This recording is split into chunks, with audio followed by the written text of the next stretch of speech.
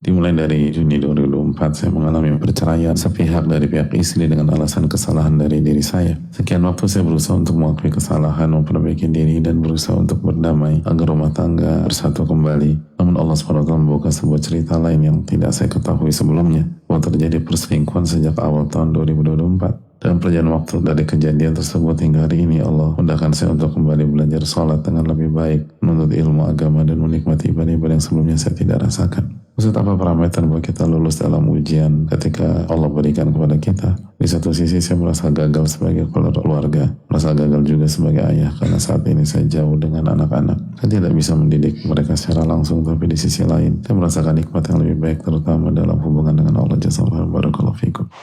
Yang pertama, gagal di pertengahan jalan itu bukan akhir dari segalanya. Bukankah di perang Uhud kita gagal menang, tapi itu bukan akhir dari segalanya. Dan setelahnya terjadi pencapaian-pencapaian luar biasa, sampai kota Mekah kembali bisa dibebaskan dari kesyirikan dan berhala-berhala berhasil dihilangkan. Jadi sekali lagi, kegagalan di tengah jalan itu bukan sebuah akhir dari semuanya dan bukan berarti selesai. Bahkan ada banyak hikmah, banyak pelajaran penting yang kita gunakan untuk keberhasilan di hari esok. Yang kedua, kalau memang perceraian sudah terjadi dan akhirnya tersingkap, terjadi perselingkuhan, maka bisa jadi itu cara Allah SWT menyelamatkan kita dari wanita yang tidak baik. Jadi bisa jadi itu bukan kegagalan, tapi itu penyelamatan. Kita diselamatkan dari wanita yang berkhianat, wanita yang tidak baik dan tidak menjaga kehormatan. Yang berikutnya, parameter berhasil dan lulus ujian adalah apabila kita menghadapi ujian itu dengan kejujuran, jujur kepada Allah. Dan arti jujur kepada Allah adalah ikhlas hanya mencari wajah Allah dalam menghadapi sebuah ujian.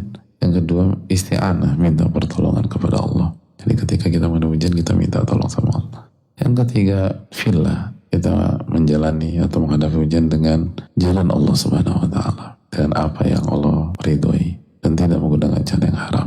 Kita menggunakan do's and don'ts dari Allah Subhanahu wa Ta'ala. Itu tolak ukur lulus atau tidak. Bukan masalah selesai atau tidak, tapi apakah kita hadapi dengan jujur atau tidak.